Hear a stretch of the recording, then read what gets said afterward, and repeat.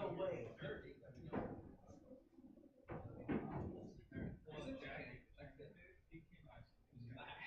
So now there's two of us or three of us. So kind of a game idea. Record from up there. And then there's actually the Throne 1 series, the Throne 2 series. That's the one Jared Appleton was playing real good a few years ago with that, and that's part of why I got it. And then I got lucky when the REVO came out. I had to have the REVO. I just happened to have a button that matched the REVO. So I didn't have to switch keys or anything. Now I super love it because that was right. The REVO ain't cheap, so it would bug me if it didn't match. You know what I mean? So, what's your name? I got Rick, Mike. the interview part because we're gonna do Q&A too. So we'll probably take longer, like 40 minutes, 45 minutes. Yeah, because Mackie's got to take off at 2. Yeah. So we got the REVO, the Cuetec, and the 314. I want the 314 one because a lot of the people that are interested in a lot of their beginner players play. Is that the REVO 12.9 or 12.4? Nice. I got the 12.9. I had the 12.9 for a while. I think after 12. Yeah, I had the Pulse 12.4 last night. I had the Vantage for I think 2 years, and so when the REVO came out, it just was a really easy transition for me. So I just really didn't cross my mind to go a smaller one. I was already used to the Vantage. Yeah. The 12.9 is bigger and softer jet, right? And the Z is smaller. I think the Z is 11.75. Mike.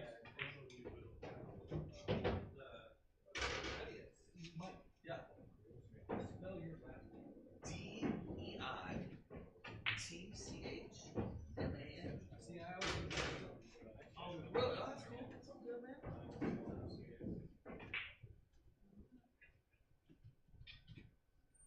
Okay. And that's your Facebook. Well, this is Savage Stream. And this is I don't know what this. I'll get the previous one. Now show me how you share. How do you share this? I don't. Okay. Yeah, because I know so when people get on, they start sharing because we shared the page. So I don't think we're gonna start this.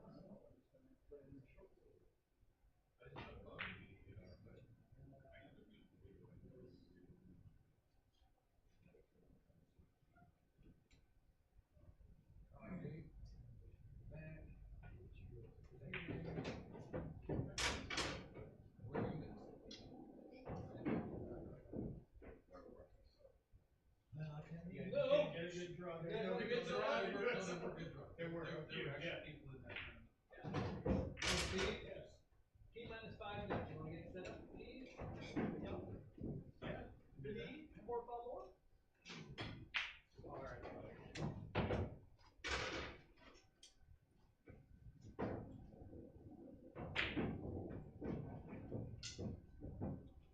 Are you going to be in the middle or on the left or what? Mark's over here. So Mark's going to be here? No, other side. So Mark's going to be there? On the far side, yes. Okay. To the stage. Yeah, I mean, I don't care where I sit. I mean, I don't either. I just need to know where to place your names. I'm the prettiest, but, you know, do you put the prettiest in the middle or on the right side? Where is that? Mike, you might have something to say about that. Oh, I got nothing to say about that. Oh, my God. And yours is, Did I just say that? I'm so sorry. Steve, yours is Lingelbach, right? Lingelbach. E-L. Yep. And those are the questions on the monitor. Yeah, one's Oh, Lord Almighty. Portion of it, yeah. All right. Mark, do you want in the middle? Where do you want me, bro? You can sit right next to me. I'm gonna be right here. Okay. And so last night I stayed up doing the numbers for for both teams. Oh, awesome. Fargo's Awesome, and added awesome, numbers, awesome, and I awesome. plugged in the numbers to Fargo, what the percentages are, Okay. and where people are from on the Washington Oh, that's side. awesome, man. So I got all the Fargo added numbers with favored, who's favored to win percentage-wise from Fargo. I got you. From match to match to match. Yeah. Right. And so I'm not exactly sure why Washington picked who they did, because you guys are favored 62% on a race to 7. Lingelbach and Horner against Lewis, like they're 1370 combined, they're 1394. Fargo says they're favored Do you by guys have the 62%. updated version? Yeah, this is from last night. You just said Lewis. I got Lewis and Louis. Lewis isn't playing. So we can make that part of the news. Lewis isn't playing now. Lewis bailed as of yesterday. Hey, Ray, I'd like to share some of this from my phone because I can help you out with that, okay? Because I know where you can share it. Yeah, you can't share it to Western BCA, but I know 4 places you can share at least, okay? But can you see my hands right now? Okay. I'm gonna look like a 14-year-old girl on my phone, but that's all right. I'm just the first 3 minutes of this thing. You're gonna see me messing with my phone. It's gonna be me sharing. This is supposed to be kind of low key. We wanted to make it. It's all good. It's all good. It's all good. Oops. The sharing thing I'm good at, so I can make sure this gets.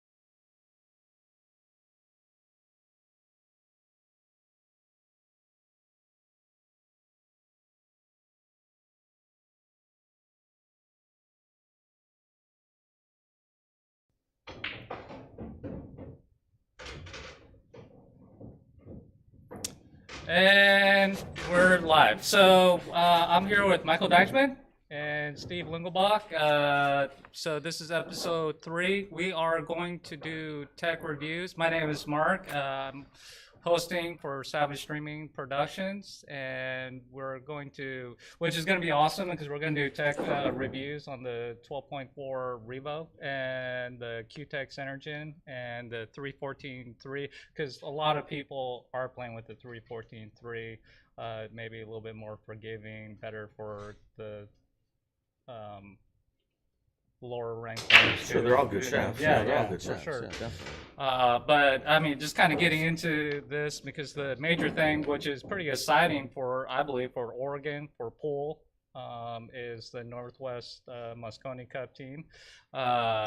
This event, and it's coming up this weekend, right? Yeah, exactly. Yeah, Saturday, 11 a.m. Yeah, are you guys ready? Well, I know Steve is always ready for pool. I mean, he's one of the few people I take lessons from, Steve, and it's kind of amazing. Me, I have to stay in rhythm and play pool all the time, or it seems like I just kind of lose that stroke. But I know you too can kind of just step away from it and get right back into it, right? Well, for a while, I find that, personally, I know Steve does really good with that. I can step away and then come back to it and play really good for an hour and a half, but I know from gambling that if it's a 5 hour match, you will notice my rustiness 2-3 hours in, that's when you'll start noticing that I haven't been playing. Okay. Now, I don't think it's the same for you. I feel like you just do your thing all these years, no matter what. No, I've shown up for events, sometimes traveling with, to California events and stuff, where I will actually not get much practice ahead of time. And I will go in cold, hoping I get a match that's fairly soft and try to catch stroke in the event. But historically, I don't practice a ton before events. To me, it's more mental type of deal. So, I just kind of want to touch on this. Obviously, we want to talk about the Northwest Moscone Cup team, but you being your Fargo, I believe, is 705.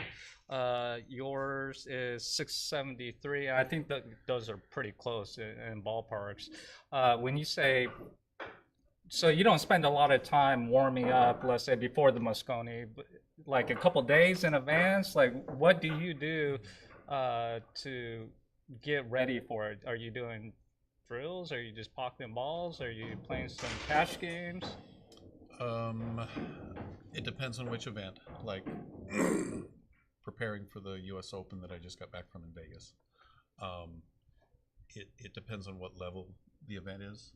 To play against the best players in the world, you're going to have to practice a bit more, because you can't make little mistakes. If you do, you will be punished like nobody's business. So, personally, at the upper level, whether it's top events over here, whether they're pro events, for that level play, the break is everything.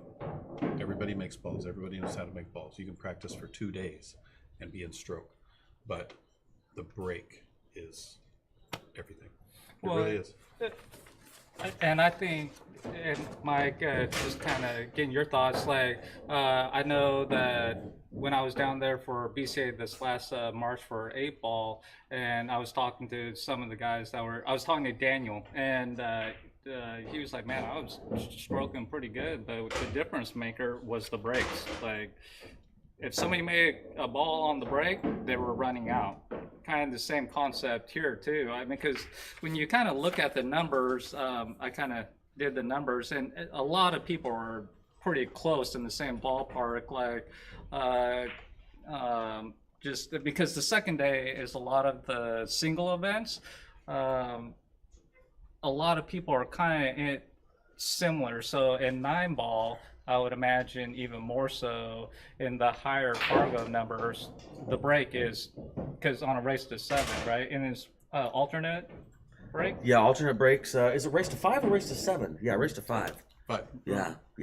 Okay. the only thing that's race to 7 is the team. The team that events. round robin, Format at the exactly. start and the Gotcha. finish. That's a race to 7. So how much do you think that's going to be a difference maker? So I kind of view Moscone Cup as kind of not a sprint, but more of a relay race, right? So the first day is pretty much all going to be Scotch doubles. And when you kind of do the numbers, I know the Washington team, they got somebody different, but it's pretty much the same Fargo number. So when you look at the numbers, like Lingelbach and Horner, and you look at Michael and Maxon, you guys are favored playing the first match with Louis and whoever at 1394. You guys are favored by 62%. That's what Fargo says. Yeah, I think actually, now I hate to do this mid thing, but let me double check this with Steve. I really feel like that has changed. I feel like that is Tweedell and Louis against us now. I think this is. okay. I think So this is. this We had to might do be a redraw. We put it out and then had to redraw real quick. I didn't check the differences. So you Yeah, could be yeah. right. Let me So check there on my is phone while some- we're talking. There is some changes, some last minute shuffles. Well, we the had card. we put out the Original one. we put out the original one, and then we thought we had made a mistake because it's actually complicated to come up with the order. Just trust me. And then it turned out there hadn't been a mistake made, but then when we put it back out, it was a little different. That's the best I can describe it. Well, I'm sure, and it's pretty important, right? How the rotation goes, right? It's huge. The first day is kind of if somebody's up ahead on the first day, it makes the singles events on the second day a little bit more challenging. You look at that first round robin. Sorry, I'm trying to find the thing. You look at that first round robin rotation match that we play as a team. It doesn't really matter what the team Fargo totals are. Each match is what you got to figure, and we didn't even know that yet. So yeah, it's gotta wait and see. It's going to be interesting. I know it's going to be pretty exciting to go down there at Sam's. And the great thing about Sam's, I think, is that there's a lot of room. There's a lot of seating. I know you hosted that pro tournament when Shane came in and Mika and Pac West event. the Pac West event. Okay, so here's the updated one with the numbers and that. Thank you, Jeremy Daniels. You're probably watching this at some point. Jeremy Daniels did this, and then I screenshotted it. So these are the updated matches. The new order. Yeah. Oh, and that is Jones and Tweedell. Yeah. All right. No, then you got the right one. Okay. I'm incorrect. No, right, well, it's good. good to have the right information. Perfect. Yes, exactly. And then you and Maxon are playing. So you guys are favored by 74%. And I'm just going by Fargo. So, 74%. What are the numbers on that? What's their numbers versus ours? 1291 versus 1239. And Fargo says you guys are favored by 74% on a race to 7. Well, we'll see. It sounds like a tough match to me. Well, so does it make it a difference on? Because I know Fargo doesn't understand it because it's alternate break, first of all, and then being Scotch doubles too, because Fargo doesn't understand. It's a race to 5, 9 ball. We all play good. Everyone's gonna be crazy nervous. Right. Yeah, it's hard to factor. It's definitely hard to break this down to a math kind of a thing. There's a lot of factors, right? I mean, Yeah, I mean, you can throw the math away. In all reality, you have to know that there's so many factors. There are players on both teams that have been under the bright lights and performed. There's others who went under bright lights, underperformed. So a lot of those factors don't come out in the numbers, and those are the things you have to look at. So when you say that, Steve, is it because of the pressure of the Scotch doubles, or just playing it's just in that kind of atmosphere event? all the above, not so much Scotch doubles, because Scotch doubles actually takes a little bit of the heat off you, because if there's a hard shot, Mike's got to shoot it instead of me. The guy might go, "Wow, I'm glad I don't got to cut this sideways." Sit down, right? I can't play safe. I got to spin it sideways and get some out. relief to that. So the Scotch doubles and then the team format are the least stressful. It's the individual when you put the bright lights on one guy that hasn't been there. It's always a thing when you're first under the bright lights, and whether it's streaming and commentators, a crowd.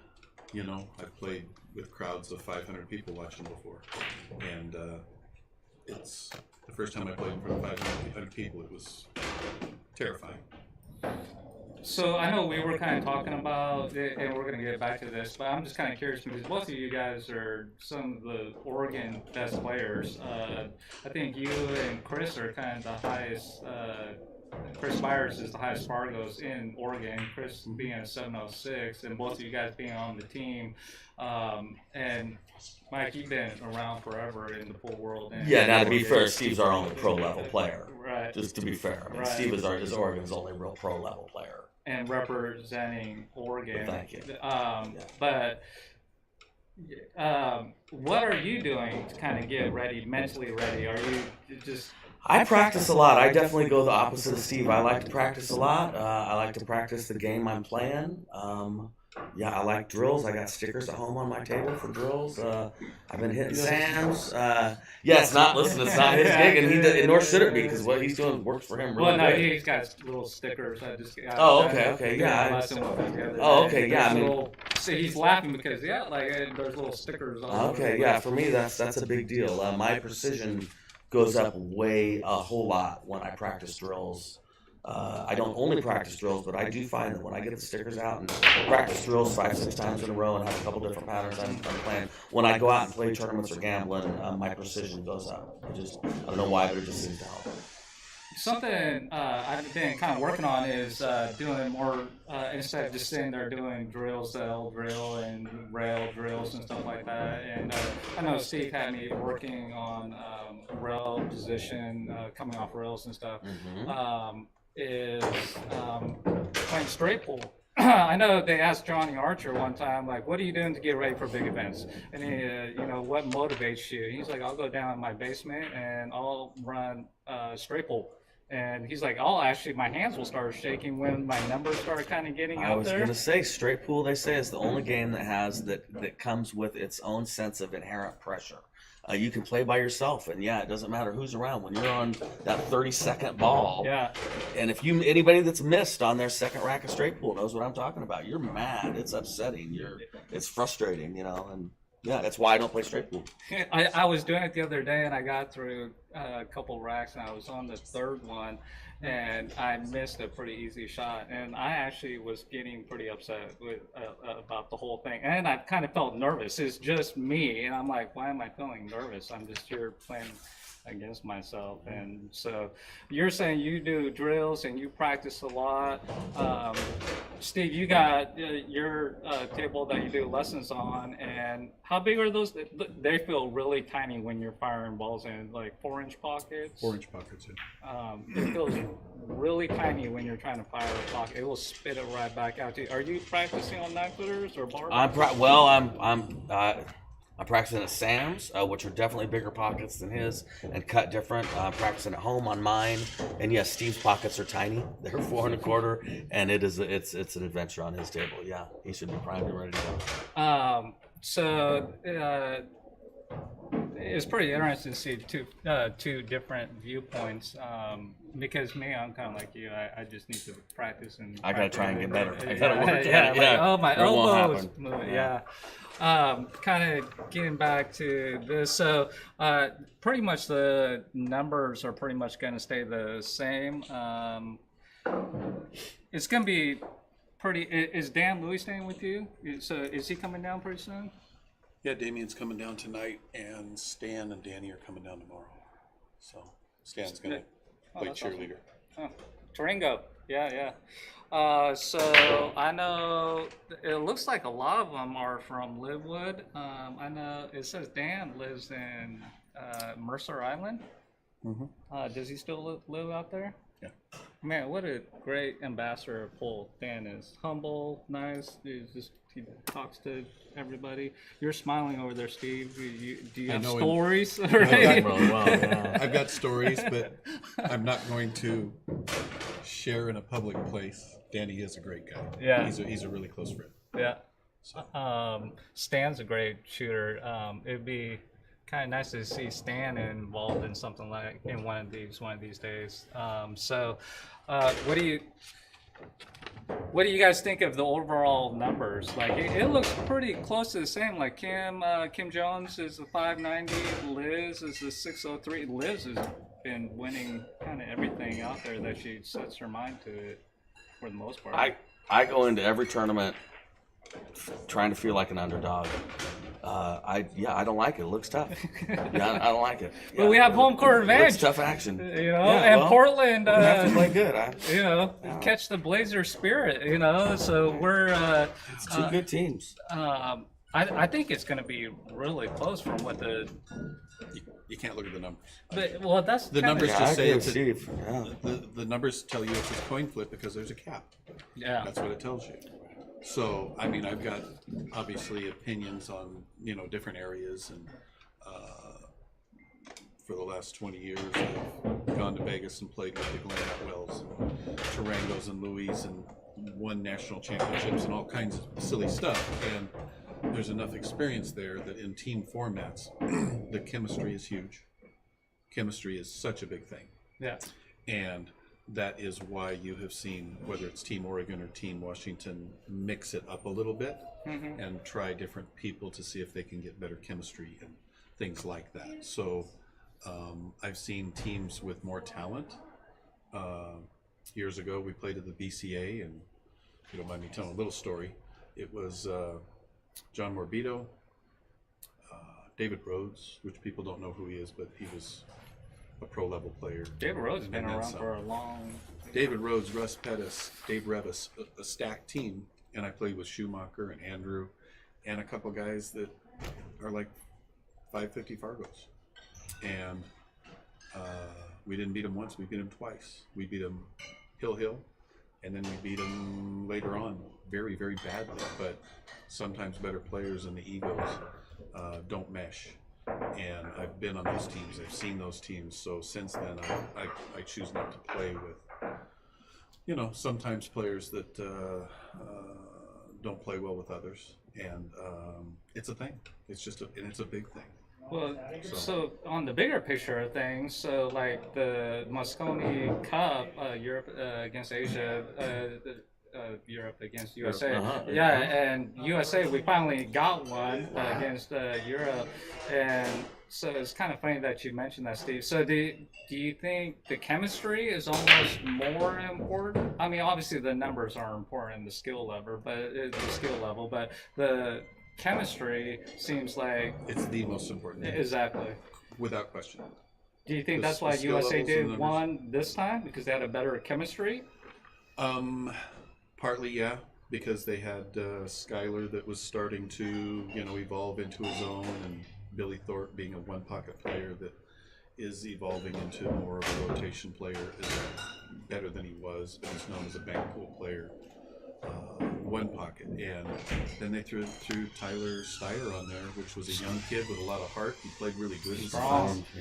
So he wasn't going to cause any waves because he's the new guy on the team. So you had a bunch of new guys with Shane and they had some players on the team in the past. I'm not going to mention their names that they have kind of blackballed. There's one guy in particular that they have pretty much blackballed.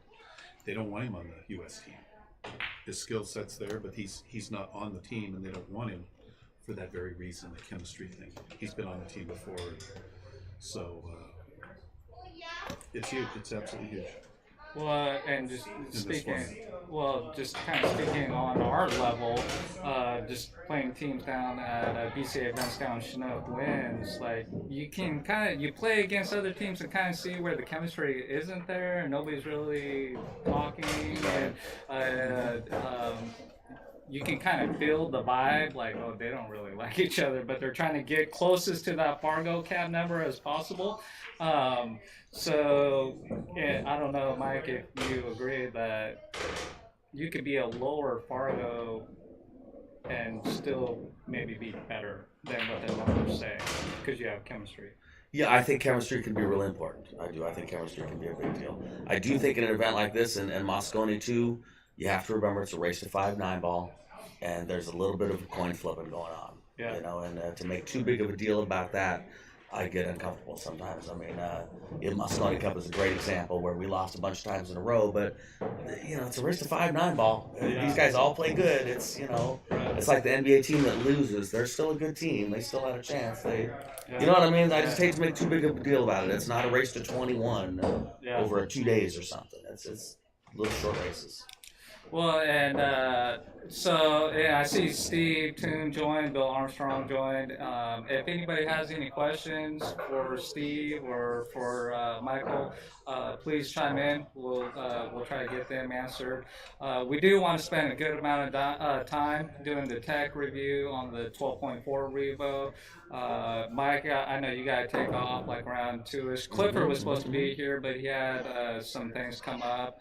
And that Cuetec CYNERGY and the 3.14.3. So just kind of telling what you guys got going on. Steve, I know you have, so you're going down to the one pop, we were talking about that earlier. I know I was talking to Mike Graham, and he's on my sponsorship team, so we're trying to get everything worked out to get him some gear to go down there. Nice. And then Paul is going down there. Yeah. Paul Yeah, Marquez. yeah. So we got 3 people represent. Are you going down there? No, I wish. No, I got other stuff going on now. I'm too busy. Yeah. I wish. Well, I know you got a lot of stuff going on out there. Between your house and playing lumberjack and also other, you have a lot of stuff going on in pool. Steve, do you have anything just kind of gearing out for that one pocket? One event at a time. I'd also like to go down for the World 10 Ball. It's going to be during the BCA event. It's the Predator is partnering with CSI to do the World 10 Ball. It's only a 64-player event, but we'll see. Who's running that one? Is that? I believe CSI is. CSI? They'll be running it. Predator's just co-sponsored. And when is that? It's during the BCA Nationals, so which will be in July. At the Rio, right? It'll be at the Rio, Rio, right? Because they're doing the same locations. Same location, same time. But So you can they play used BCA and to watch do it. it that way. Oh wow. Yeah. For a while, they were taking some of the events and putting them over at Griff's. That didn't really jive too well. The players that are at Nationals having to go all the way over to Griff's and vice versa. Yeah. They would like to feature them like they did at the Riviera in the old days. They had the pro events at the same.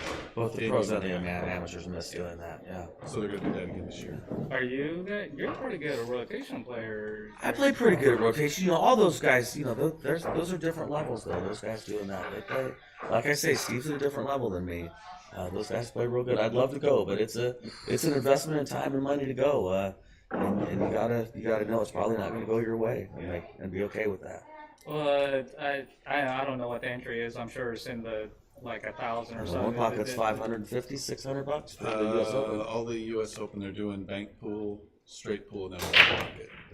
I'm just going down for the one pocket because I don't play much straight pool, and I don't want to be there. I just came back from an 11-day trip. I don't want to be down there for another 11 days. And then go back down in July. But that one's 500. The World 10 Ball is going to be 1,000. So most all the bigger events are those kind of entry fees. Not counting expenses. Obviously. Right, yeah, the expenses are brutal. And it's expensive. Yeah, some of these bigger tournaments, it'll sound awesome because it's 9 days. You need 10 days of hotel, 10 days of food. It's brutal, it's brutal. And just kind of putting yourself out there, playing against the top pros out there. You got Shane. I'm sure he's going to show up for that, and I'm sure all of them. Shaw, all of them. And They in any major event, they all show up. Yeah. They have to. That's what they do. So it doesn't matter whether it's California Billiard Club during the summer or Vegas events, and then the U.S. Open that I just came back from, to see so many players from Taiwan and China that nobody's ever seen or heard of that played like absolute machines, and they absolutely annihilated some extremely good players. Well, I know you and I were talking about that when I came over for a lesson the other day, and man, those Chinese players are like machines. I mean, their mechanics, the way they walk around the table, their stances, they do the exact same thing every time. They take it really serious. Yeah. They try really hard. They practice, and I think there's a lot more coaching. I mean, at least what I've noticed internationally, there's a lot more coaching going on. There's a lot more practice and a lot more drills, and here in America, we kind of like to bang balls around. Well, and their government supports them, and That's in the school system. Yeah. Oh, Ray C. Ray Cunningham, who's the kind of the tech guy of the company. He says, Mikey, you're an amazing player. Thank you very much. Oh, Cole. Man, that Cole Gibbons. What's up, I know Cole? hey, Cole. He is an up and coming, I believe. He is, man, his game is good Lord. I don't know. I think he's here. I played him at Chinook Winds. He beat the tar out of me. I saw his match against you. Didn't he play you? And I saw his Before match the against final. Damien. And man, he was pretty methodical walking around that table. He really He was more pretty than up and savage. coming, that's for sure. Man. yeah. No, good for Cole. That guy's been working his tail off for years now. He has. He's got a really good work ethic that I don't see in a lot of other players. Getting back to, you were bringing up the Chinese and Taiwan players. It is in their school systems. The government supports it. It's everywhere. They are going to be running past us as far as that goes, because we don't have anything here in the States other than let's go play. But Bang balls around. Bang balls. And then let's It's- play for $20. there's a reason they call it the Wild West. But Cole has a really good work ethic, and he's been working hard at it for years, and he's just starting to see, some rewards, and he's doing great. Yeah, he chased that he really Mez is. tour for 2 years. Yeah, he Me and Chris. he right? went down there. Cole mostly. Chris went once in a while, but Okay. they went down and played in the Mez. He But made a real effort to go to as many Mez tour stops as he could. it's for, I think, 2 expensive years. to Yeah. also even just to drive to California, so he doesn't do it as much anymore. Yeah. But it's tough to decide where to go and how to go, and everything else. You know, what, it would be, I think, why couldn't like the state of Oregon get behind this, because I don't know how that could evolve and how Matt McInnes can get that involved, but it seems like it's not just good for pool, but it's good for Oregon too. I mean, thousands of people. I think Matt was telling me last time there was like over 17,000 viewers the last time this thing was going on. I mean, it's good for Washington, it's good for Oregon. Yeah, I agree. How do we get Oregon involved? Like, do we get it on the news? Like, I mean, It is hard to break into that side of media. I mean, at least personally, I've tried with Western BCA to try and get media attention, and it can be very difficult. I would imagine you've had your struggles with all well, your the events trying news to get did stuff. I mean, a little short clip with you when it was at Sam's for the They Northwest. came down and they did a 2-minute piece that went on the news and talking about the event, and they wanted me to shoot a jump shot and masse and some stuff like that. So it was a little bit fluffy, but that's awesome. it was a small piece. Yeah. They are willing to come out and do that stuff, but you got to call them. Even for this event, I'm not sure if that call happened, but it doesn't hurt. They're looking for news all the time and pieces. I had them out at my store in Troutdale one time with a similar thing. But as far as moving forward, the biggest, one of the bigger things that I have found that is detrimental is different organizations, different promoters, different people that look at each other as adversaries and aren't willing to work together, and it creates animosity and things, and that's part of the thing that has hurt American pool is that type of thing. The negativity of like you're just a hustler and you just sit in bars and waiting to take advantage of people and try to take their money. Is that kind of what the pool player is viewed as, or because I mean the amount of money that a pool player is pumping into the economy is big in Oregon, right? I mean, that's a lot of time, money, and effort. Yeah. No, I agree. Yeah. So,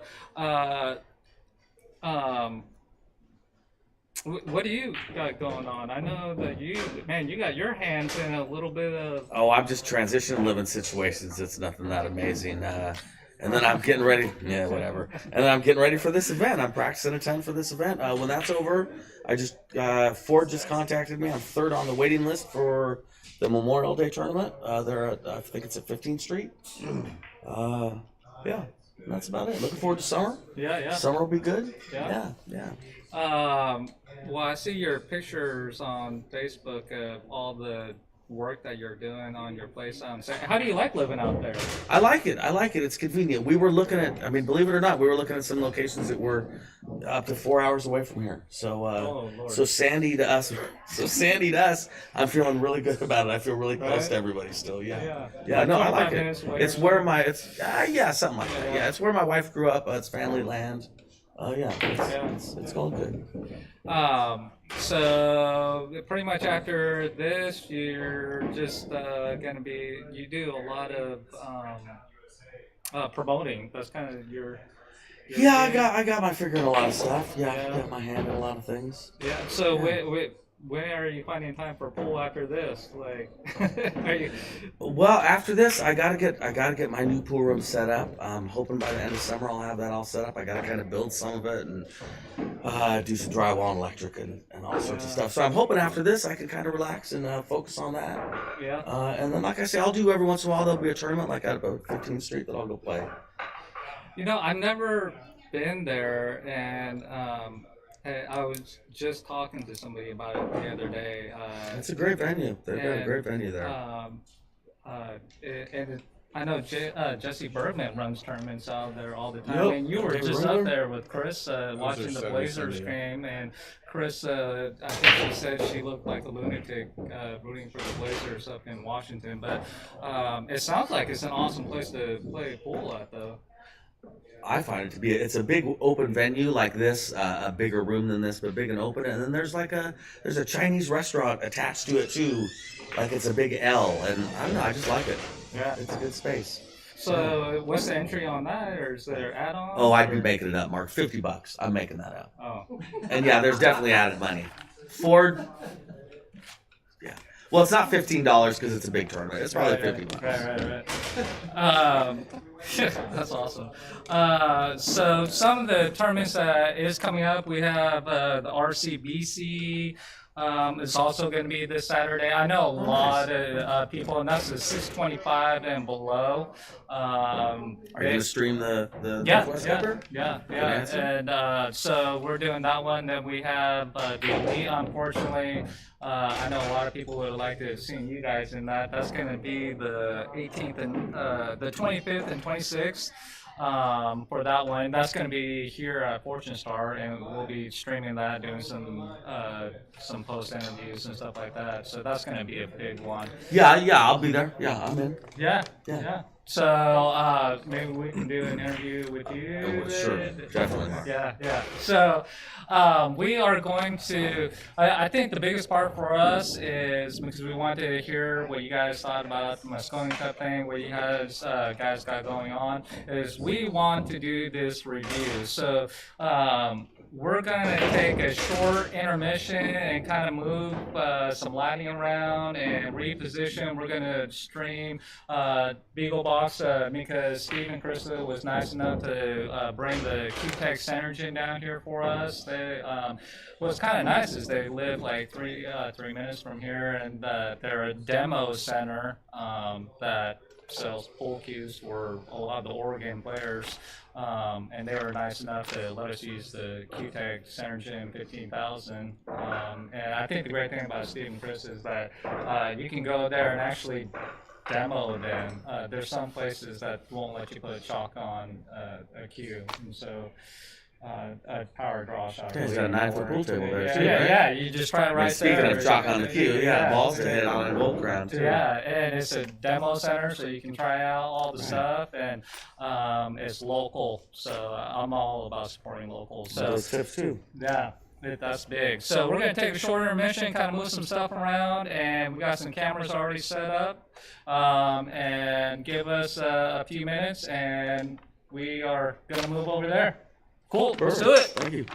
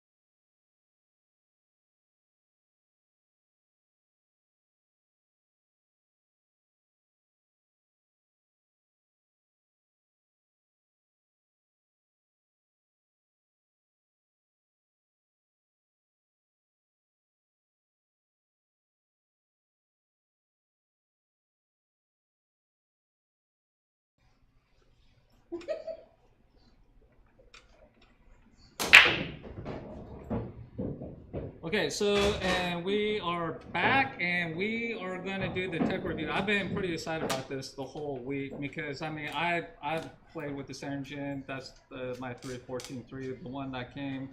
This is we were just talking about it, the Predator Maestro, one of two.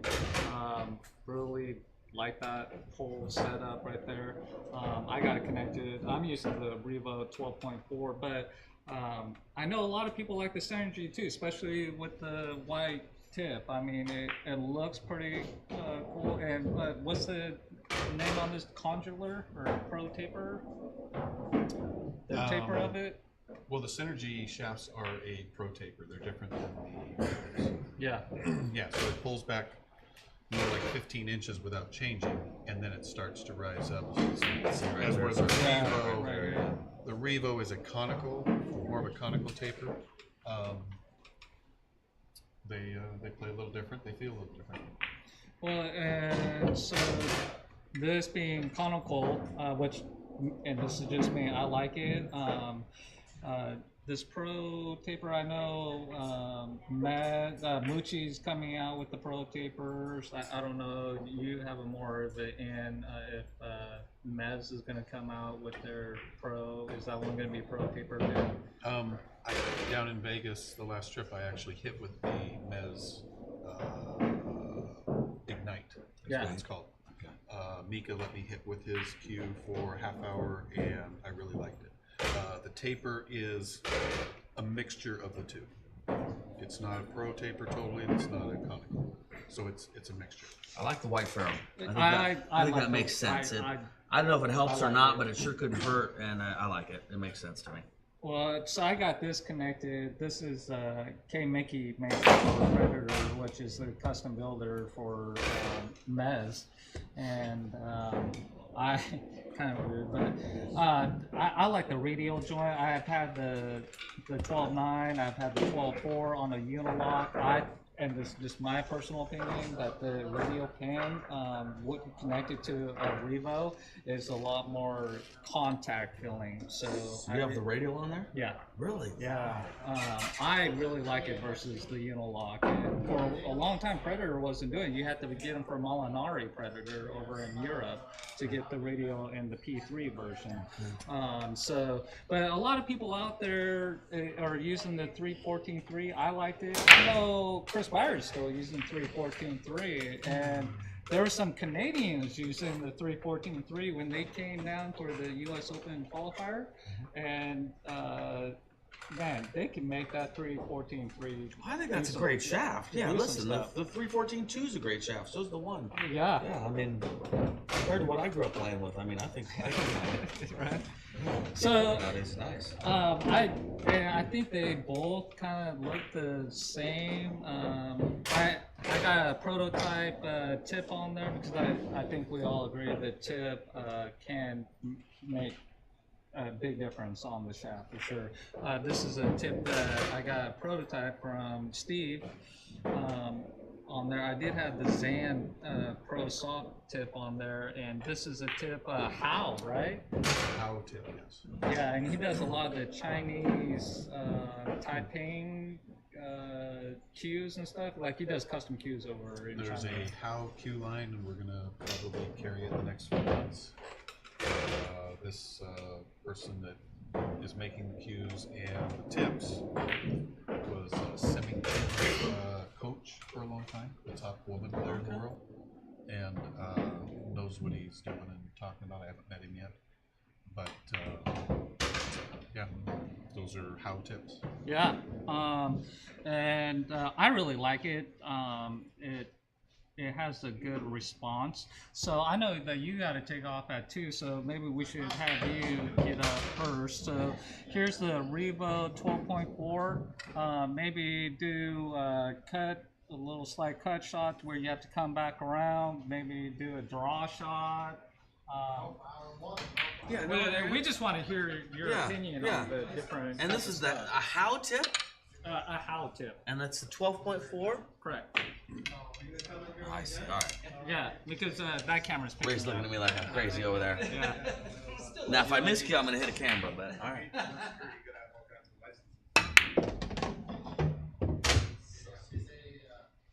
Yeah, just hit some different shots. We just want your opinion on what your thoughts are.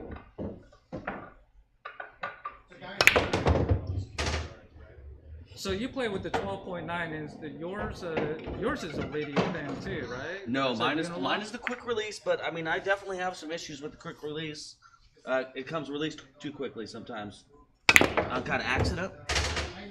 But yeah, I mean these REVOs, these 12.4 REVOs. I mean you watch that cue ball move. Yeah. You can do some very counterintuitive shots with these. For sure. Yeah, I like that too. So what do you like this about more or less than your 12.9? Well, my hand is used to the 12.9 because I was playing with the Vantage shaft for a couple years before I got the REVO, and then I've had the REVO for quite a while at 12.9 now, so I'm just more comfortable with it. I'm not sure I could tell you. I'm not sure anybody could tell you. I think it's what you like. It's what you prefer. I think I could switch to a 12.4 and be real happy with it. Yeah. But it would be an adjustment, you know. Do you feel like it's throwing more spin on it? It's so hard to say, Mark. I have a super soft Kamui black clear on my tip, and I get a lot of action on the cue ball, man. And I'm not sure if any cue is gonna match what I'm used to doing on my own cue with my tip. Well, you're more of a left and right outside ball kind of shooter, right? Do you like to spin the rock? I like to spin the rock. Yeah, I can't get that off there, Mark. You're stronger than me.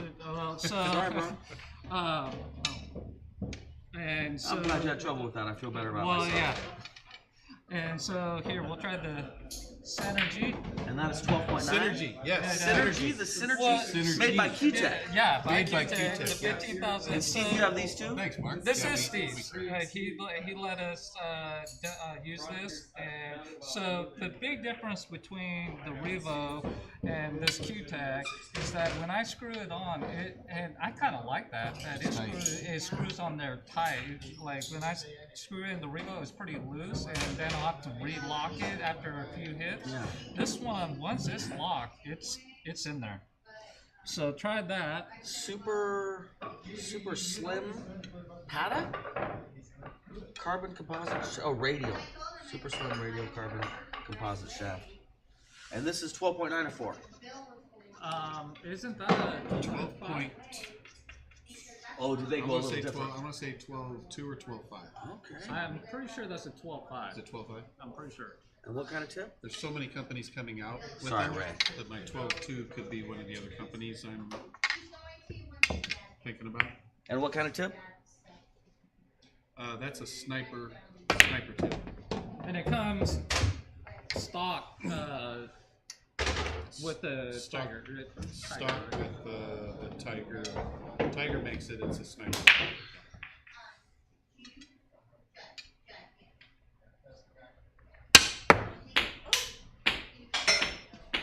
I don't like your tip. That's how I can tell.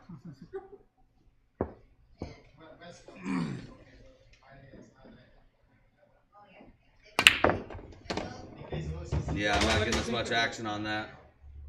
Do you like to hit a couple more? Yeah. It's the tip though. Yeah, I think it's the tip. Yeah, I don't. No, because I can tell already. I can tell just right away. Half of them we've sold. We've changed the tip out right away. Yeah, no, the Predator, no offense to them, but they come with that Victory tip that's, I don't like either. Yeah, I can, yeah.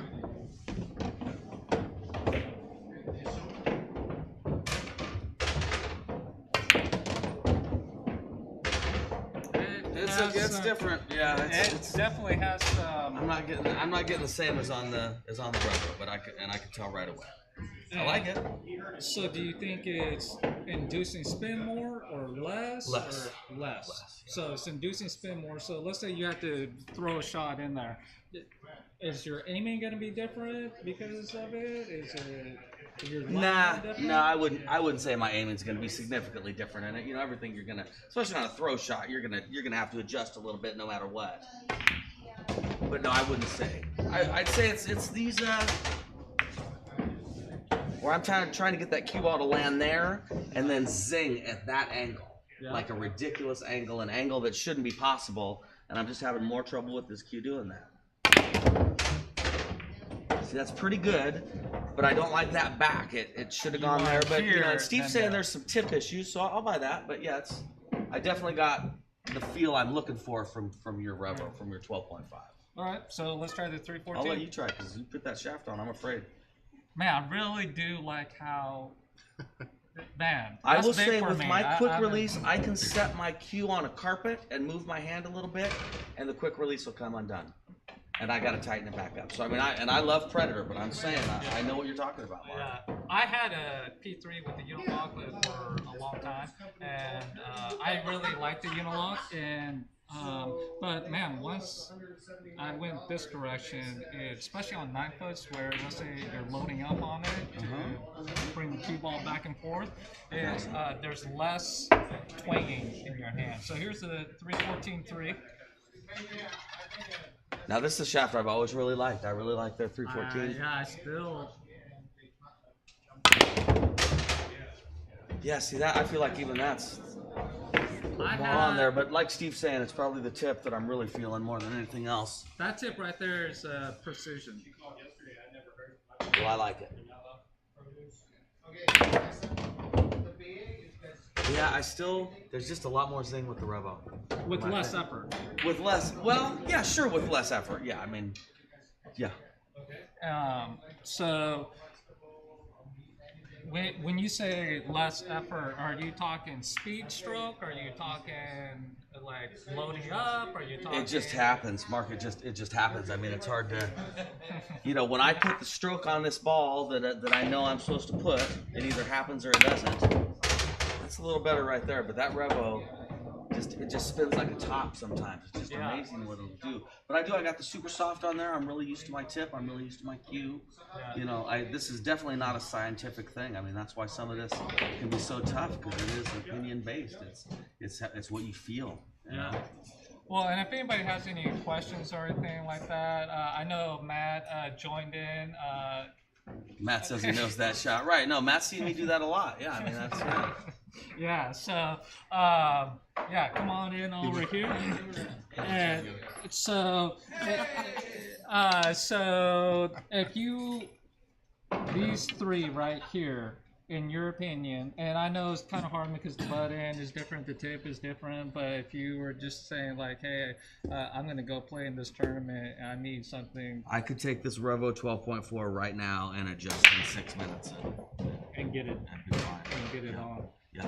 This one is kind of old school, and I'd have to, you know, just keep things a little more basic. Yeah. This would mess me up. The Cuetec. The Cuetec would mess me up. Why is the Cuetec? So you're it's saying different. the REVO, then the 314-3, and then last maybe the Cuetec. Yeah, and I'm not doing that by a better or worse order either, by the way. I'm just what I'm used to. I came up playing on a 314, so that makes sense to me. I've been playing with this for a long time. It makes sense to me. This would throw me off because it didn't make sense to me. I wouldn't do it better or worse. Yeah. So Don't try and push me into a corner. Oh, sorry. I know, like, Cuetec is never gonna. Who's this Michael Deitchman talking about? So I kind of like the Cuetec because it just felt real. But I mean, when you look at flex rate, I mean, both of them, like the REVO has no flex. Right. The Cuetec, there's a little flex. Obviously, the 314-3 has a lot of flex because they use that splice joint system. And it's hollow right here. I know I've cracked mine, and they've replaced both of them both times. No problems for me. With the 314-3, I know we all do it, but one of the reps, customer service guy who replaced it, you have to call and talk to them.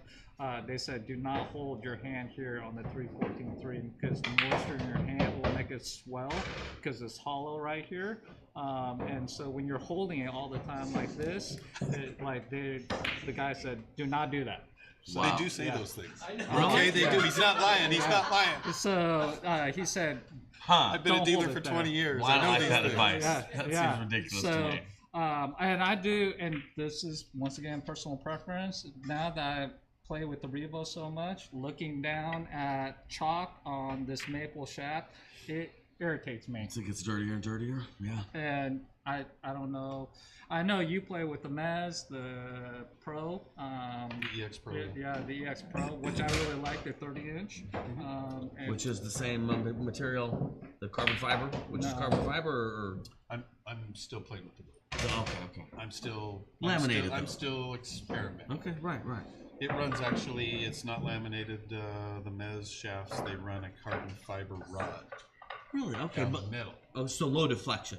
We Well, can say that's- low deflection though. Because of that, Yeah. it's called an LD shaft. Okay. I really like Everybody it. does it a little different, Okay. and then that way these shaft manufacturers call it a low deflection shaft. Right.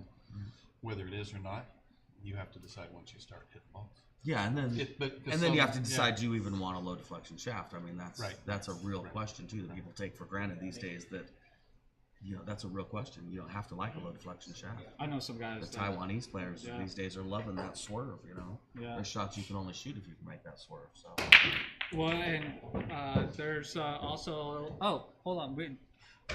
Steve, what would you recommend for a beginning player Recommend as far as what? as far as a shaft? I would imagine. Well, I mean, there's the low deflection shafts. They just shoot straighter. They still have deflection. They shoot straighter.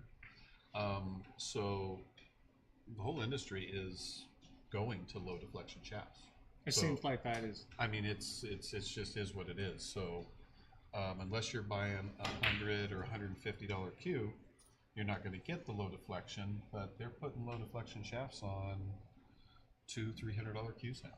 And so if I was a beginner player, equipment wise, I would go ahead and stay out of the budget range on a cue and get up to where you could get a good low deflection shaft. So let's say I have $400 to spend. Yep. And I want a low deflection shaft. I know Lacoste's are kind of in the lower price range, and you can get maybe some Mez butts that are in the lower price. Well, I guess all of them you can. So if I have $400 to spend, now I want a low deflection shaft. What would you tell me to go get? Again, we've been a dealer for 20 years with most all the manufacturers. So Peach Hour makes a not real expensive low-end cue that you can put their low deflection shaft. You can put Predator. You can put REVO. Any of these on. Peach Hour is coming out with their own carbon fiber shaft here in about a month. Yeah. And as well as Mucci and Mez and all of them. So we're going to see 2-3 months from now, we're going to see at least 10 manufacturers making carbon fiber shafts. So what you're saying about 400 for if I have $400 to spend, what you're saying is, hey, just come to the demo shop at my house and try a Peach Hour. But I mean, because what you're saying, every one of them has something in the $400 or $500 range with low deflection, right? Because I know McDermott's got some for $400 or $500. Katana has one in that price range. Lacoste, Mez, yeah, Predator. Predator is a little higher, but you have to take into consideration that Mike's playing with a REVO. He hit with the CYNERGY, and it wasn't quite for him because it's different. Now you put a different tip on there. He gets used to it. He might change his mind. He might not. So whether you're coming to my place to demo these shafts and many more, depending on your skill level, lower skill levels aren't going to be able to feel the difference. If you're a APA 3 or a Fargo 350, you're not really. You might like one better than the other, but it's not going to affect your game as much. Hitting center ball and just trying to get the right angle. Right. and- So these cues are designed for upper level players, professional level, and those are the guys that are using them most of the time. So skill level comes into it, how it feels. We could walk another professional pool player in here, and he might love one and not the other. It's going to be different with each player. It really is. So, Mike, I got $400 to $500 spend, and we're hanging out. And I said, "Hey, Mike, man, what do you recommend? Why running up on? for beginner players, I love Predator. I've been a Predator guy for a long time, and I always recommend their Road Line series. It's I think it's one of the best. out there. 430, 470, 390 every once in a while, but generally 430, 470. You can get it ordered. Now it's coming with the 314 shaft. It's not coming with the carbon fiber shaft, but so it can have a wrap. It can not have a wrap. I just really highly recommend that cue for beginning level. I agree with Steve though to skip right past that that budget level of the $200 cue. Yeah. It's just a waste of your time. If you're interested enough in the pool where you're buying a pool cue, you pretty much just start around $400. Well, that road line, because you can get it with the Z shaft, and they did a lot of people's done tests and reviews, and that Z shaft on deflection is pretty much takes the exact same line as the REVO 12.4. Steve just sold Paul Marquez a version of the road line. It's a road line butt. Yeah. Now he got the amazing shaft. Yeah, exactly. But I mean, I know Steve deals with road line too. Yeah. I just can't say enough good things about them. I also think they're beautiful. It's you can change the weight on them. Yeah. Yeah, and they're using the C4 technology. I mean, the P3s, they do the 31 pi system, and the road line, they do the C4 works is 4 pies, and then they heat it. And if you get to a skill level where you want to move up, you can put one of these shafts on that road line butt, and it can still be your butt for life if you really like it. Well, and this is my personal opinion. I think maybe starting with the 314.3 and the 400, 350 Fargo might be better, because once you step in, there's no forgiveness. When you're hitting the ball, you better be on that straight line and be hitting a good stroke on the ball, because it's going to start punishing you, right? If you're not. I hear. For me, it's more about finances. I just hate for somebody who's super amateur to spend too much money on it. $500 for it. On just the shaft is a little brutal. That's why I like the road line. But then again, I mean, coming from golf, my God, the money that people spend on golf clubs or horse tack or so many things in this world. When you talk about a cue that's going to last you your lifetime as long as you don't lose it. It's hard to really worry too much about the expense, honestly. As long as you have a job, and your kids are fed, that's how I see it. Well, and I don't really, and most of my stuff is private, but there's a guy that I just saw on Facebook. I shared it. He lost his pool cue, and he Predator heard the story. He called down there, and they replaced it. I saw that. Mikey, I know you got. I gotta get out of here. Yeah, exactly. Hey, Thank you. Steve. We'll see you this weekend, man. You got it. Here we go, right? Thank you very much. Man, thanks. Hey, thank you. Appreciate you, buddy. Always Ray, good thank seeing you very much. Thank you. You guys have a good one. So Steve, up to bat. So we'll start with the REVO 12.4 for you. There's some chalk.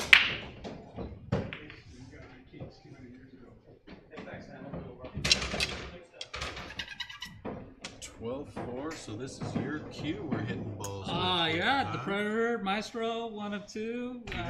You haven't taught it any bad habits or anything. Oh, I'm sure I have, but I take it to bed with me, and we talk. Really? At night and in the morning. So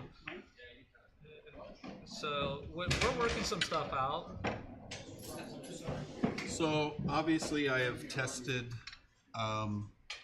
everything that's out so far. So I've hit with REVO, I've hit with CYNERGY, and what am I leaving out? Ignite, the Mez. Yeah. Those are the only 3 that are out. Looks like you've got a Jacoby across the room. Mm-hmm. So like we said, a lot of the companies are coming out with them. I've tested all of them. I haven't switched to them yet, full time. I'm still messing with tips because I put tips on. I can do that, but I'm checking deflection, how straight they shoot, how much spin they put on the ball, all that stuff.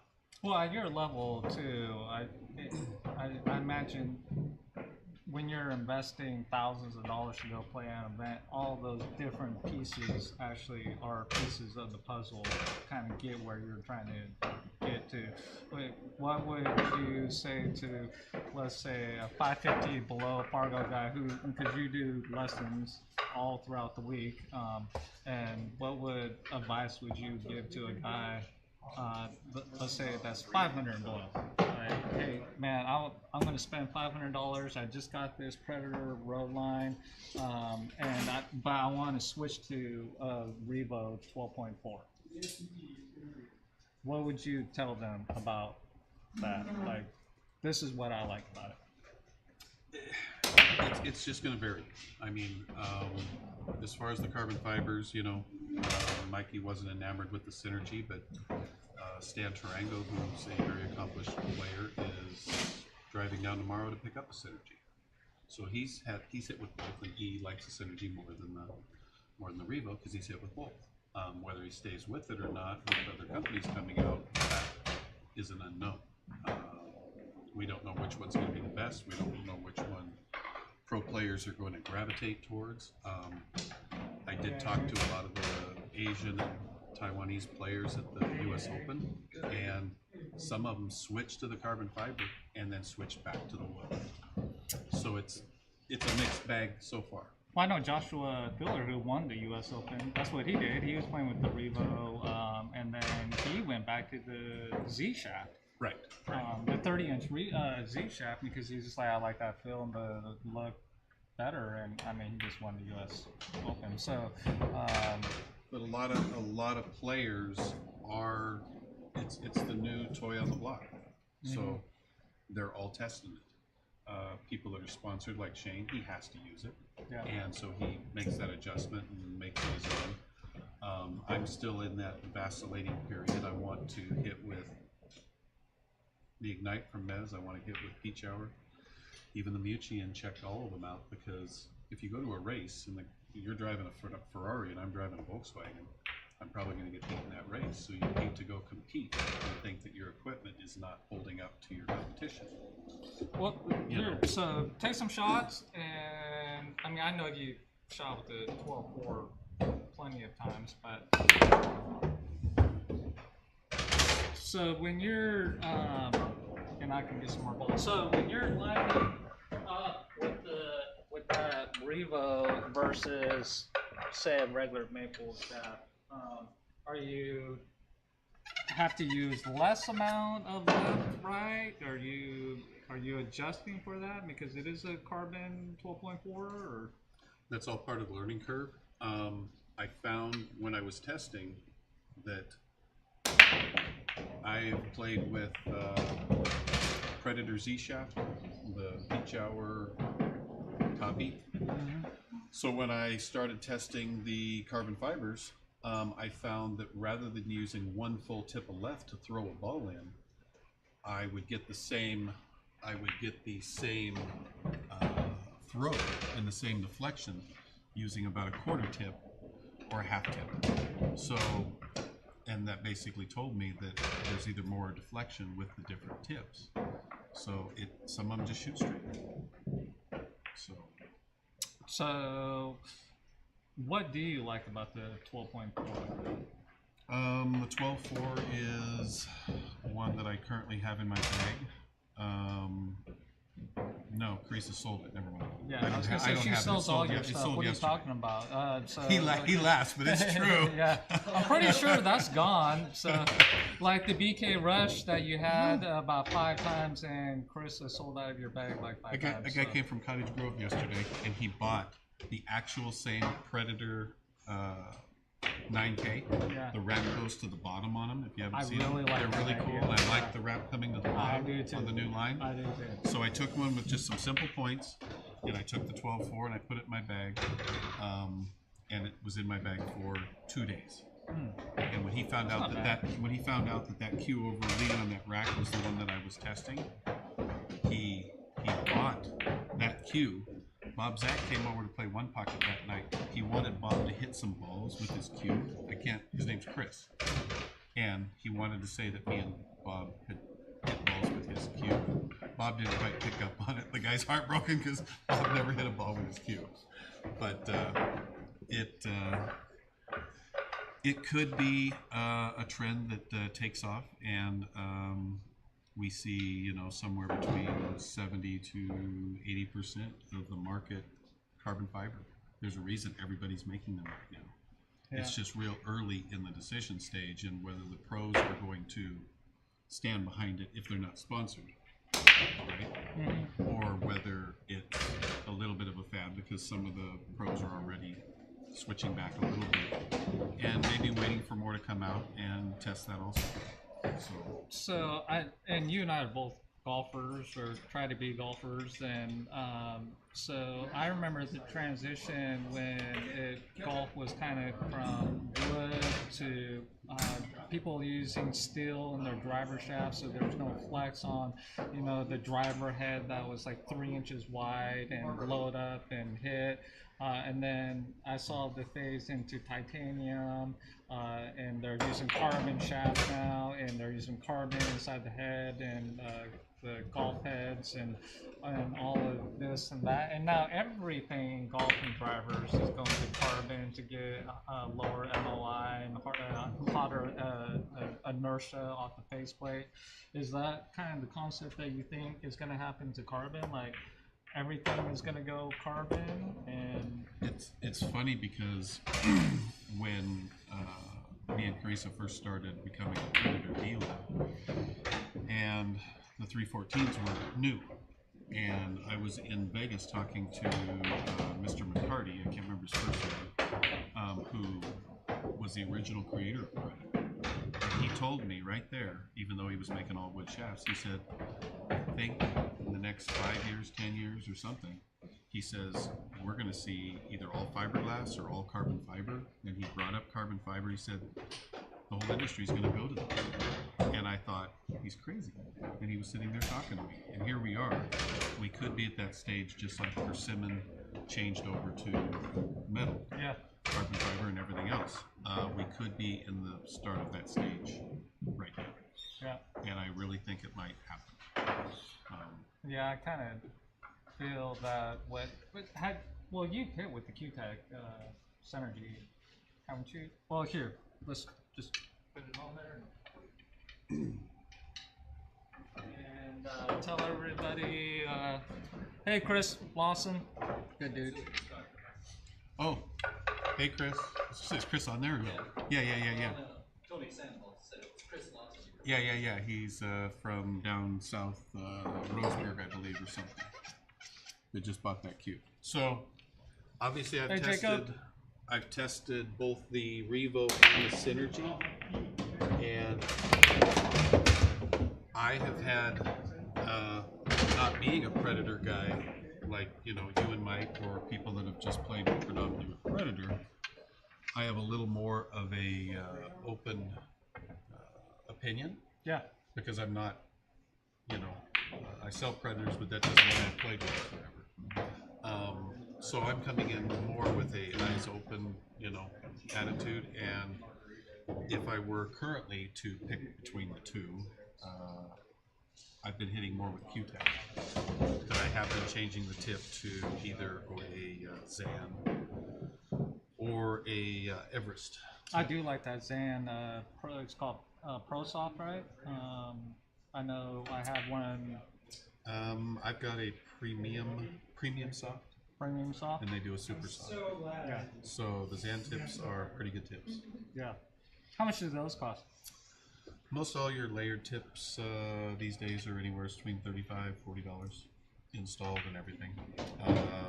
What do you think is the best tip out there on the market right now? If you just had to, somebody just said, Steve, what's the best tip? I keep, when I'm in doubt, when I try some of the new tips, I keep going back to Everest.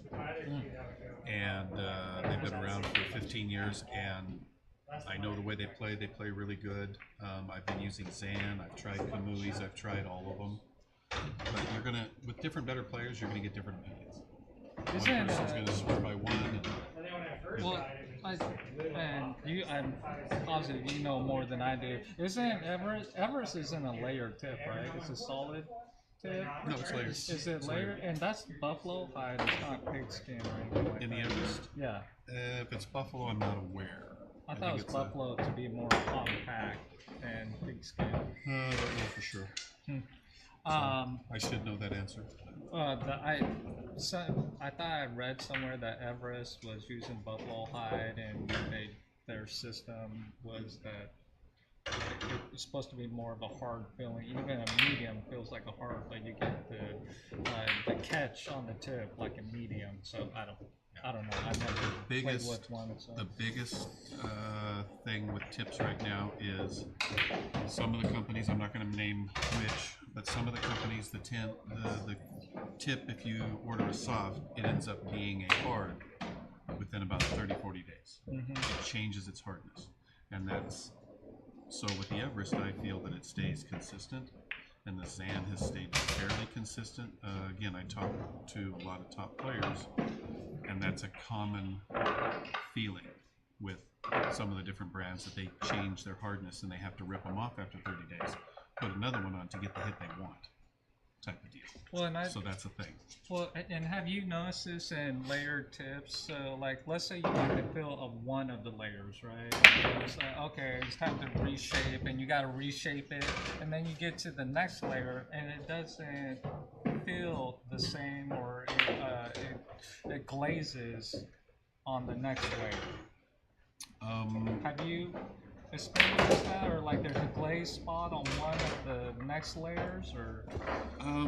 No, because it's the same leather. They're not using a different leather, so there's really no glazing higher or lower, at least that I've seen. But like Johnny Archer, when he has a tip put on, he takes it down almost to the ferrule, almost to the ferrule, and I don't know how long his tips last, maybe a day, and I'm not kidding. Probably a couple weeks or more. But certain top players like their tip at a certain height. They tend to take it down more. With it taller, it is a little squishier and it's got a different hit. So, again, playing in tournaments with the Archers and Mikas and stuff like that, I do ask them questions, because I try to educate myself through their experiences, because I don't know it all and nobody knows it all. So we talk to each other.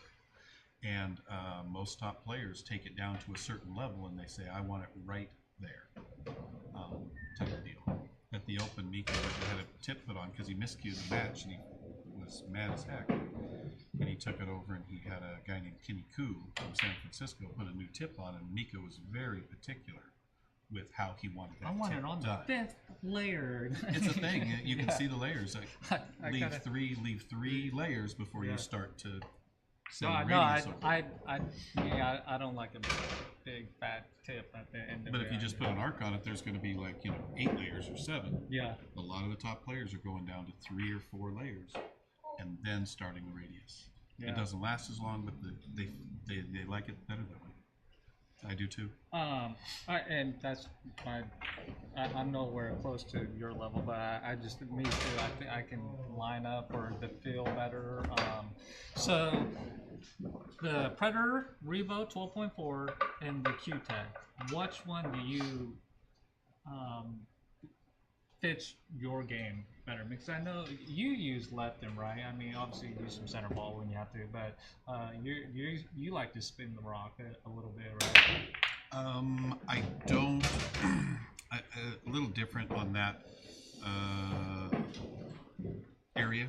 So I try to get perfect position when I play, or what I think is perfect position, so I don't have to spin the rock. When you spin the rock a lot, you lose control, and you really can't predict how it's going to grab off that rail if you have 3 tips of English. So some people use a lot of tips of English because it looks cool and it's fun, and I agree, it is fun to watch that thing zap around the table. If you watch a lot of your Taiwanese and Chinese and some of those players, they do not spin their rock the same as American players. Yeah. So, no, you're going to get different thoughts. As far as myself, I don't like to have to spin the ball and do crazy stuff. I'd rather have 20 degrees of angle or 50 degrees to get where I need to go and do less. I feel that the Predator REVO grabs the cue ball and does some crazy really stuff. crazy stuff. Yeah. and you can draw the ball with less effort. It'll draw the ball and feel like you barely hit it. And my wood shaft does not do that. But I also keep going back to my wood shaft, and that's what I am competing with. Well, so I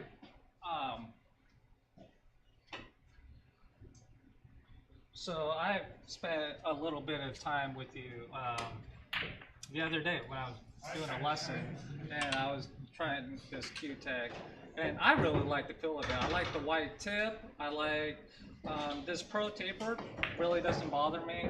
It doesn't affect my vision, my line of sight.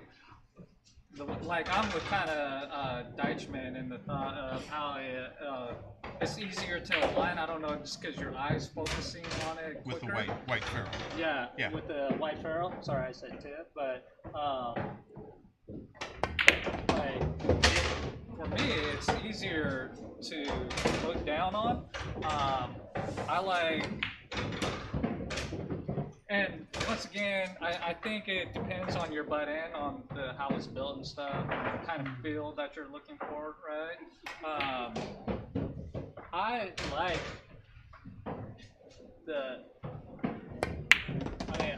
the feel of it and the draw. But keep in mind also that this carbon fiber thing and how they're making these and everything else, we're in the baby stages. Sure. So Predator is offering, after they've been out for a year, white ferrule, correct? Yes. Or white backing, Yeah. whatever they want to call it. So, they're all going to tweak and kind of try to do the best to get the players what they want, but it is still like the Wild West. We don't know what we're going to gravitate towards. Well, yeah, I know Mucci, they're coming out with their carbons, which you can get right now, where they're putting maple on the tip part and maple on the bottom part to get more of a natural wood feel. And you can order those in 30-inch, 29-inch, whatever size tip, whatever size color ferrule you want. And once again, this is just me. I like the feel of this shaft when I miscue and jump and knock the cue ball off the table. Chalk would be good. That's basically all the tip in that though. I don't know if I like this tip, but I'm sure you gotta chalk it.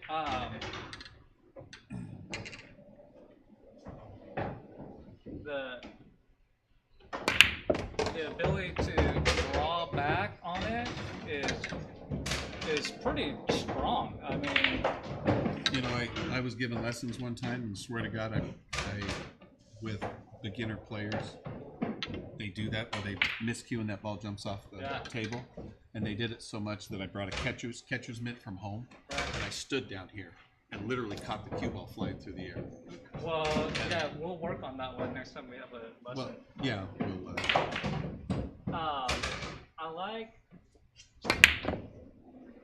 I really do actually like the feel of it, and I'm kind of, I'm a kind of a predator. You're an equipment person, guy. and I am. I'm a techie. I want to know how the thing works and how it's built, and I like the feel of it. I think it feels really natural. Definitely a lot different feel from the REVO 12.4 to this. This almost feels like a wood shaft. The consensus is with Shane and other pros, the Cuetec has more deflection. Yeah. So if you're a player who is going from wood to carbon fiber, you're going to have less of a learning curve and adjustment going to the Cuetec. It does deflect off similar to a lot, even the low deflections. It's fairly similar. The REVO appears to shoot a little straighter, get more spin, and things like that. Yeah. So it depends on what kind of cue you're coming from, whether you like to use spin, whether you stay in the center. The Canadians, guys like Simon and guys like center that, ball. they use a lot of center ball. Wagon wheel, top and bottom. Yeah. So going to the REVO and not loading up with a ton of English, it might help their game even a little better, even though some of those guys haven't switched yet. Yeah. So Yeah. Um, Mr. Grimm. oh yeah, road dog. Mikey. Mikey's got the 12.9 Molinari P3 with the 12.9 radial. Yeah. So it's probably been a little while for you. So here's the 314.3. I know what's the Canadian Simon? Simon Pickering. Yeah, he plays with the 314.3. I think he uses the 314.2. And like we were talking before, Chris Myers, he uses 314.3. Here you go. I still like it. Well, I mean, I've been experimenting a lot with all these carbon fibers coming out, and I've had different players in town here come up to me, and they'll see a black in my hand, right? So I'm using a black with a Z shaft. I'm using the carbon fibers. I'm using a lot of different stuff to experiment with. And so literally in the last, at the US Open, I used a Predator Black with a REVO shaft, and that's the first event I've used a REVO shaft in competition. Hatch beat me 11-8. I felt if I would have been using wood, I would have won the match, but that's a whole nother story. Well, it wasn't a good time to switch. Kind of a... Hold on, you give lessons. But I did. Yeah. Well, I'm experimenting a lot, and to me, it is what it is. Yeah. So, I like the Z shaft more than the 314. I tend to like the smaller diameter. We are also going to see companies come out. Peach Hour's coming out with 11.8, and they're coming out with 12.5 and 12 something else. They're coming out with 3 different sizes. They're all going to be all over the board, and so on and so forth. So, but I literally in the last six tournaments that I've been playing in, maybe 8 tournaments, I've used a different cue almost every time, just kind of bouncing around. Fine, but fits for you. So would you tell, let's say somebody come in getting lessons from you, and they say, man, I'm having a hard time with this shaft. I think I want to switch to a low deflection, because they call that 314.3 a low deflection too. Correct. So would the guy just come in and say, hey, or gal, I want to take some lessons, and I'm tired of this regular maple shaft. Would you say, well, just start hitting different shafts to find one, or like, hey, I know I had this problem. Like, so I had this 314.3 and a REVO 12.4, and on one time a 12.9, and I just kept like, I'd get frustrated and switch back to the 314.3, and then like, excuse me, I'm ready back for the 12.4, and then I go back to the 12.4. Right. So you just gotta go and like, hey, go shoot balls with it, or You have to. I mean, everybody's going to have different likes. Everybody's going to use different spin. I get people all the time that come in and they have a old school non-low deflection shaft, and they will have trouble using English because there's about this much deflection, and these are lower deflection. They do shoot straighter. They are going to help you. It's like one guy using a BB gun, the other guy using a shotgun. You go far enough away, the shotgun's going to win the contest. So it's nice that we can just take any of these shafts and just put them on their existing cue, as long as they've got a decent cue. So they don't have to buy a whole new cue, they can just change out the shafts. yeah. And it's done all the time. And I also, because we've got all the different ones, they can test all of them. So You know? And I mean, I think it always comes down to personal preference. So we have the 314.3, Cuetec, the REVO 12.4. Which one, for let's say a 500, let's say a beginner player to moderate player, which one would you recommend?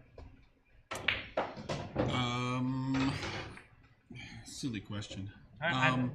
Well, here's the thing. Yeah, I don't know. These might be all we're using 5 years from now. So a 314 retails for three something, like 370. It's crazy. These retail REVOs for $499. There's only a little over $100 difference. So do you put them into old technology or new?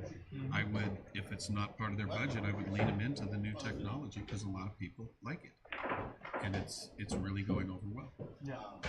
And the other thing is supply and demand right now. There's not enough supply for demand, as you know. So selling it to a friend or on the internet or anything else, it's no problem getting rid of it. So there's no risk. What do you think the big difference is between this Cuetec and this REVO? The REVO gets a little more spin, in my opinion. When you say spin, from the rock moving around? It'll get more revolutions per inch. It'll just be spinning more. You'll be able to get it to dance around the table more. I've tested them on my 9-footer. A little more spin. I personally am able to adjust to this one quicker because it hits more like a wood shaft. Yeah. Like we were talking. Yeah. And people are using basically both of them. Yeah. So. And then I guess it comes down to personal preference and the feel of it, and I mean, I guess there's so many factors like the different tips, like Mikey was saying earlier, and the color, ferrule, and so on and so on. I mean, because you can see so many different reviews about carbons versus wood. Anybody that doesn't know, Steve and Chris said they own Beaglebox. It's actually just right up the street out on 148th off Division. We just live just down the street. And during the intermission break, I know that we were streaming you guys' billboard, Beaglebox, and you guys are a full demo center that you can try. And you guys are loaded up on Predator and Peach Hour and Cuetec stuff, and eventually, pretty soon you're gonna have the Peach Hour carbon shaft, and then the Mucci one too, right? And well, the whole goal with all this new technology, it gets real expensive because they've jacked the prices on these. We are going to try to, within, once all of them are out, we're gonna have Jacoby, we'll have Mucci, we'll have Synergy. We'll carry everything that's out at the house, so everybody can come by and see which one they like the best themselves. Yeah. I mean, I don't push product onto people.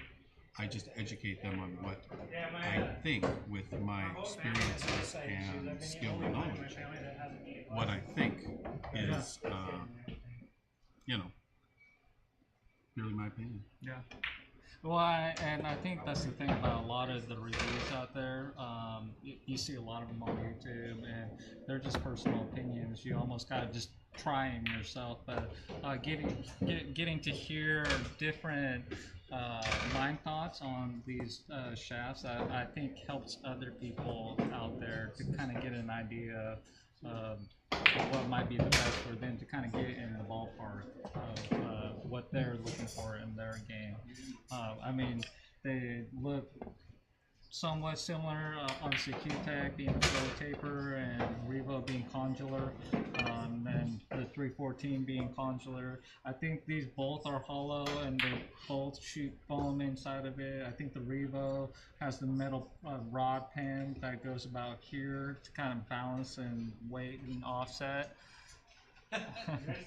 Simon Pickering, we're just talking about you and your 314, buddy. Hi, Simon. So, and once again, I think it's personal preference. I know that some people, when they came out, they say, you know what, I could never look down on my shot and see this black. Like it would just throw me off. I've gotten used to it pretty quick. Now it just feels weird to go down and look down the maple shaft. Well, there's another thing we haven't talked about either. So I tend to I've got soft hands, whatever. Do you moisturize, Steve? Yeah, I do okay, moisturize. That's good. Yeah. Okay. So good. I tend to not clean my wood shafts. I let them get a little gummy so that I can feel, have some type of feel. when the Revo first came out and I put it in my hand, it felt That's light. big. It felt light, like it's not even in my hand. I thought, oh, this feels weird. I'm not even touching the shaft. But it's the fact that it was so smooth. Yeah. So some people have more perspiration and oil in their hands that transfers to the shaft and it stays there. So they give you wipes to wipe that off. And so depending on how much oil comes out of your hands, that's going to factor in on whether that feels good or not. Yeah. So that was a really weird thing for me to feel that smooth of a shaft that I can't make dirty Yeah. or put bumps in it. Yeah. Well, and I think they did test on this. Like, it takes heat, it takes cold, it doesn't warp, it doesn't bend. You don't have to worry about, hitting up here on the light or on the table. God forbid that you. Predator at their booth takes it and beats it on the side of the Yeah, dining table. let's not do that with my Revo, but. Well, no, they do. Let me show you. Yeah, It's I don't under want to test it's under it. warranty. Yeah, It's under warranty. I haven't registered my warranty yet on that Revo. Oh, so, yeah, we don't. And yeah, so I know Cuetec, they do a lifetime warranty on theirs too. Yes. And I think there's so many benefits. I still use a glove. It feels. I thought it was really stupid to wear gloves, but now it feels really weird to not play with gloves. So I think those are big parts of it, and the maintenance part of it, like you touched on, was big. So, But the big thing is 3 months from now we could do it again, and there's going to be 10 of them out here. yeah, And we will have time to demo and everything else. But having someplace like a demo center at the house, and for people to come and decide for themselves, and then I can make suggestions, I can give guidance. You could, anybody could. One's going to feel better to one player than the other, but it's really nice to have a place where you can, especially with that kind of investment in the 500 range. Peach Hour is going to come out at 450. It's a pretty good investment. well, And I say sooner than 5 years. I say within the next year, because you figure McDermott, Mez, Mucci, Jacoby, Predator. there'll be 20 of them. There'll be 20. BQ, which is a European company, they have their carbon shaft, which I really do want to try. But BQ, I'm sure Katana will jump on board eventually. Come out with a Q carbon and shaft. Case, who does Lucasi and Player, they are going to have a carbon fiber also. There's a lot of them. There's guys making them out of their garage and selling them. Yes, Yeah, yes, there are, and they're small guys. Yeah, I definitely think it's the way of the future. We're gonna do another tech next Thursday.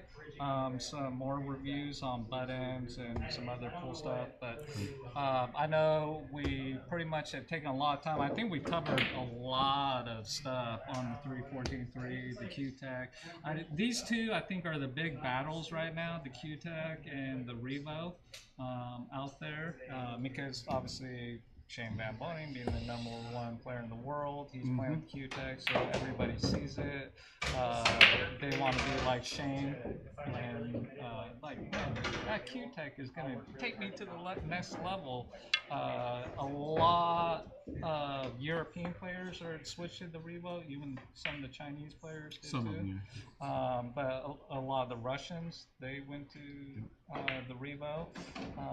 But like Darren, Darren Appleton, he had the REVO for a while, and then he went back to his normal wood shaft. So, and I've done the same. So it's pretty. We're all trying it and vacillating, and seeing what it's got to offer. That doesn't mean we're fully committed. There appears to be some bouncing back and forth, which, when you've used the other for 10, 20, 30, 40 years. I've been using wood shafts for 40 years now. yeah. So it's going to be hard for me to fully commit to carbon fiber. So a lot of good information, I think, we gave the viewers out there. We want to thank everybody that joined us this week. We're going to do another tech review next week, same time, same channel. Please hit like and share, and also please subscribe to our YouTube channel. We're still a new company, Savage Billiards Streaming LLC, but we are trying to build up the subscription base. We're about building the full community, local businesses like Beaglebox.